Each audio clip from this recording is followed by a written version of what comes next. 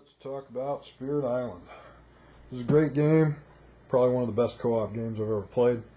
And of course, it's bare to set up. It's got billions of pieces, and pain to put away too.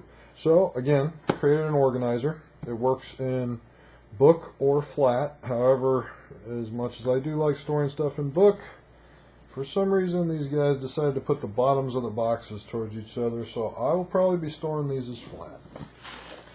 So let's go through the insert. It holds all the expansions in these two boxes, but it does require both of them. So let's go through the first box. First box is an island tray. Holds all 6 islands. Nice little cutout. Now this particular piece, I recommend if you can, if you have a big enough printer like an Ender 5 Plus, that you print it as one piece. But I know that most people print on an Ender 3. So I've cut it up, and you can kind of see I've keyed the different pieces to make sure that they fit together.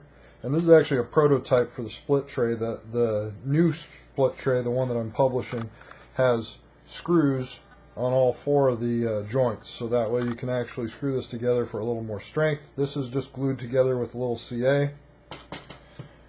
But as you can see,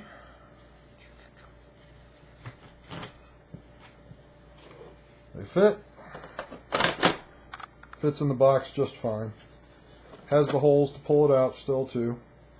But like I said, I recommend if you can, print it as one piece, but if you can't, it'll work just great as 4 pieces glued together. Let's get into the rest of this because I don't want this video to take forever.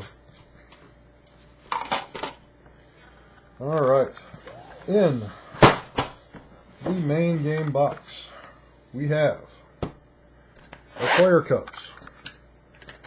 Holds all 6 of them. I don't know if you could see where those came from. You could. We have a setup tray.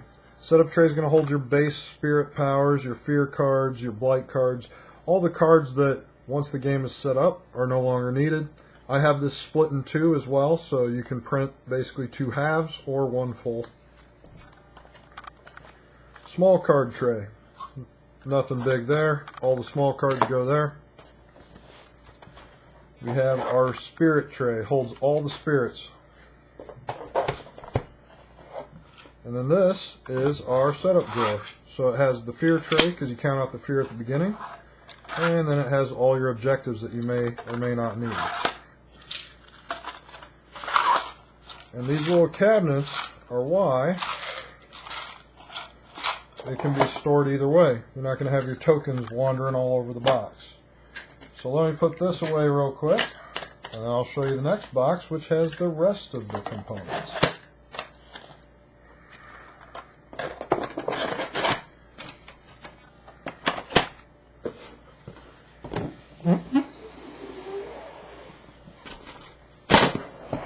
Alright, next box. Let me get that out of the way. Jagged Earth box. And these are interchangeable the way I have them stacked. They're both the same size box. So the Jagged Earth box, I store all the instructions. And again, you see Branch and Claw, the promos, the base, Jagged Earth. Now these trays are different. These are called play trays. And if you take a look at the way they're designed, there's actually a little slant. I don't know if you can make that out on the camera.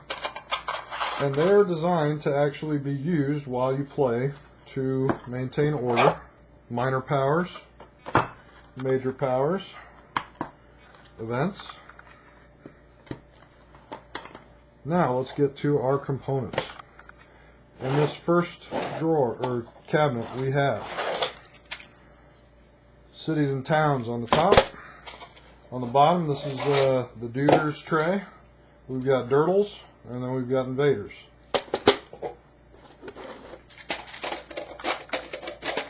And again, these 2 trays, they can be left out next to the board. Nice organization for when you play.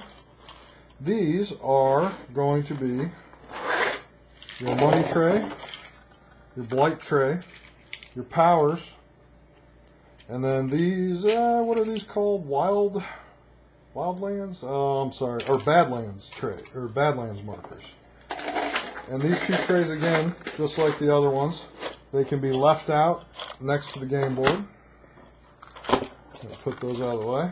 Lastly, I ran out of filament, so I got some goofy printout.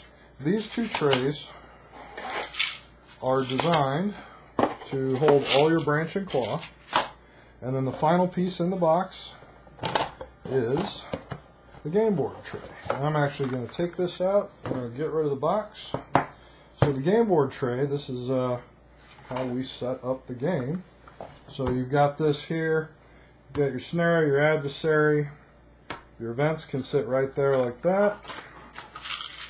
You've got your wild tokens, your beast tokens. You've got your strife tokens and your snake tokens. Just like so.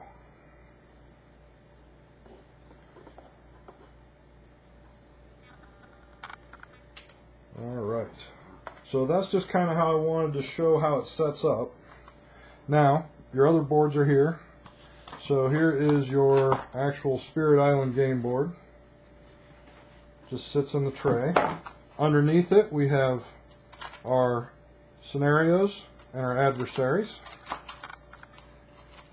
And then right here we have our terror level cards along with the overlay for, I believe it's Britain. And then of course we've got all the little overlays right here that cover up other stuff. Alright, so this video is already too long. I'm going to go ahead and publish this up on Cults. I think I am going to charge for this one. It's going to be cheap. It'll be $2. But this one, I burned several rolls of PLA figuring out things like this. Alright, well, thank you.